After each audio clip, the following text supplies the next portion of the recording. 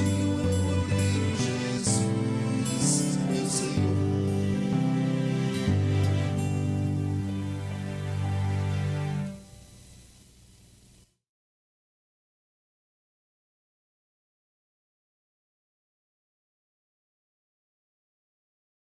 Graça e paz, irmãos, boa noite a todos. Eu estou aqui gravando o meu estudo de hoje.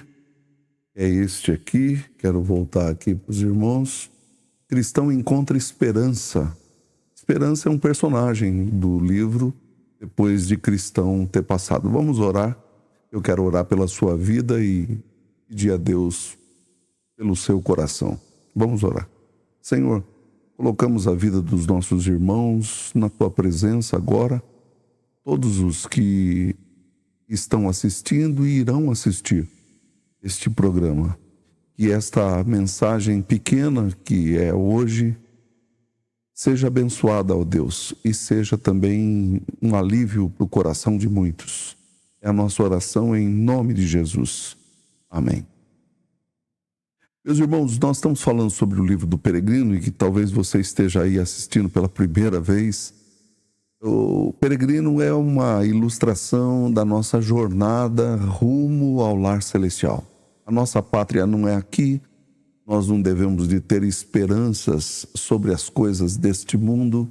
O mundo jaz no maligno, diz a Bíblia, mas a gente deve ter esperança de sempre encontrar esperança, de sempre ver dias melhores. E sabemos que muitas vezes nós passamos por momentos difíceis e momentos de dor. E nesse momento aqui eu quero trazer para vocês aqui algumas coisas que eu quero apenas chamar aí a sua atenção para o que estava acontecendo na vida do peregrino, né? Se nós olharmos, Cristão saiu de uma terra difícil e ele foi se encontrar com um homem chamado Evangelista que mostrou para ele um caminho, o caminho da porta estreita. E quando ele se encontra nesse caminho, eu quero até mudar aqui, quando ele se encontra neste caminho, ele vai sozinho e não encontra muita direção, mas ele encontra uma porta estreita e ele atravessa a porta estreita com muita dificuldade e começa a sua jornada. E quando ele começa essa jornada, a gente começa a perceber que Cristão estava vivendo momentos difíceis, momentos assim que cada etapa que ele vai atravessando, ele vai passando por situações das mais complicadas. Até que ele chega, juntamente com um amigo dele chamado Fiel, naquele lugar que é chamado da Feira das Vaidades, uma cidade muito perigosa, em que aqueles que são de Deus sempre tinham que passar por ali. É este mundo, né? São as coisas deste mundo, são como este mundo geralmente é visto e é olhado de uma forma muito terrível. Porque quando você... Deixa eu colocar aqui, capítulo 5, né? Justificados, pois, mediante a fé. Quando o cristão se viu, agora ele entendeu a justificação, ele está a caminho do lar celestial, ele tem que passar por essa cidade.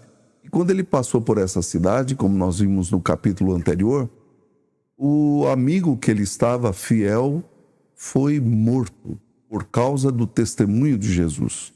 Então, o que cristão faz? Eu quero aqui mudar a minha tela para que você veja.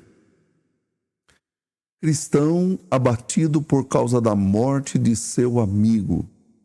Após a morte de Fiel, Cristão começou a entoar doces cantos. Ouvi enquanto caminhava. Grande foi a tua felicidade no Senhor, meu bom amigo fiel, dizia ele. Agora estás como um bendito, enquanto os incrédulos, cujos prazeres são falsos e vãos, se lamentarão no meio de penas e de agonias. Bendize a Deus, amigo fiel, e canta, teu nome será eterno, porque vives apesar de te matarem. A nossa vida é assim, muitas vezes alguns são perseguidos, outros morrem normalmente, mas sempre o cristão, ele é perseguido nesse mundo. Então, a continuação do livro diz assim: vi então no meu sonho que cristão não saíra sozinho da cidade, mas que ia acompanhado por esperança, o qual chegara a obter este nome vendo a conduta de cristão e fiel.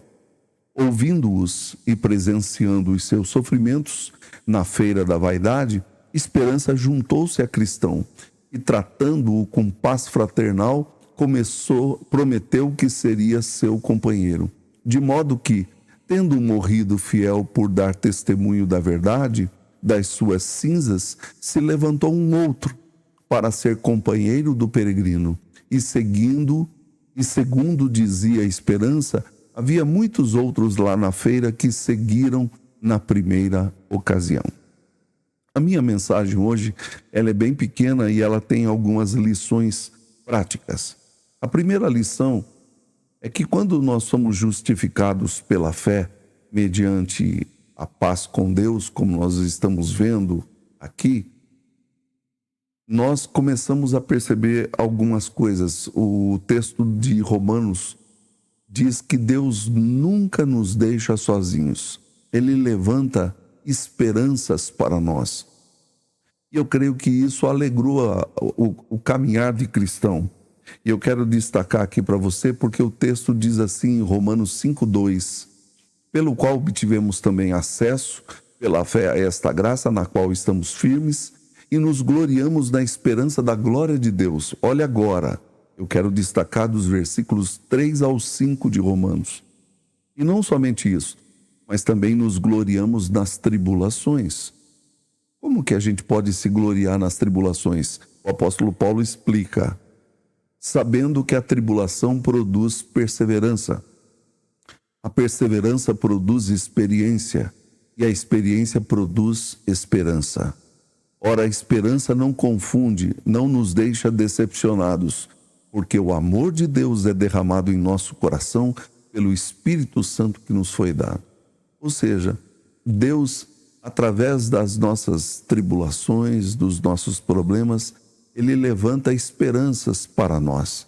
Então aí no caso, por exemplo, a esperança é uma vida que se voltou para Deus. Você que está me ouvindo agora, poderia também voltar a sua vida para Deus. Dizer: Senhor, eu tenho pecado contra Ti, reconheço a minha insignificância, reconheço o meu pecado, mas eu preciso de Cristo. E quando alguém faz isso, essa esperança começa a surgir dentro dele. Foi o caso desse homem aqui que se juntou ao cristão. Mas eu quero ler um outro texto aqui para você, que se encontra nos Salmos.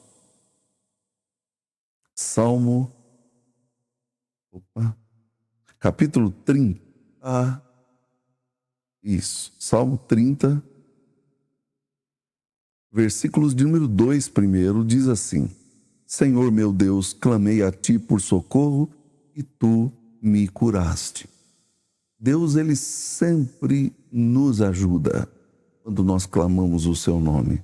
Mas ainda diz no versículo 11: tornaste o meu pranto em dança alegre, tiraste o meu pano de saco e me cingiste de alegria. É a oração de um homem que buscou a Deus e que ouviu que Deus, Ele sempre ajuda aqueles que estão sozinhos. Ele não nos deixa sozinhos.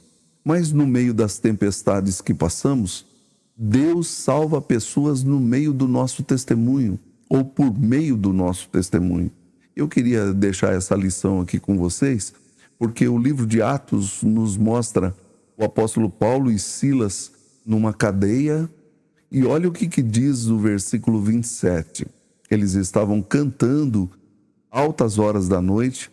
O carcereiro despertou do sono e, vendo abertas as portas da prisão, puxando da espada, ia suicidar-se, pois pensou que os presos tinham fugido.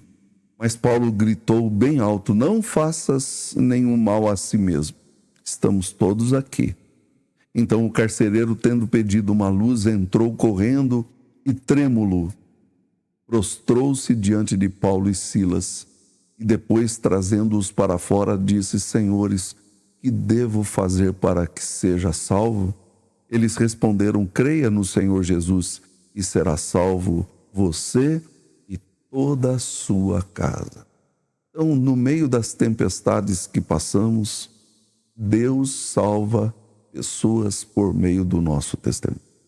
Que você possa lembrar-se disso, irmão e irmã, que você não está sozinho e que Deus está agindo na vida de outras pessoas também. Eu espero que Deus possa estar te abençoando. A minha mensagem é bem pequena, que eu estou de férias, mas mesmo assim não podia deixar de falar da palavra de Deus. Vamos orar mais uma vez. Graças te rendemos, Senhor, porque nós cremos que Tu estás presente em nossa vida. Peço que o Senhor abençoe a vida de todos e nos dê a Tua graça e o Teu amor. Graças te damos, Senhor, por todas as bênçãos que o Senhor tem derramado sobre a nossa vida. Dá-nos a Tua palavra, em nome de Jesus. Amém. Deus abençoe você, Deus abençoe todos os irmãos e que os irmãos possam ter uma noite cheia da graça e do amor de Deus. Tá bom? Deus abençoe. Fiquem com Deus.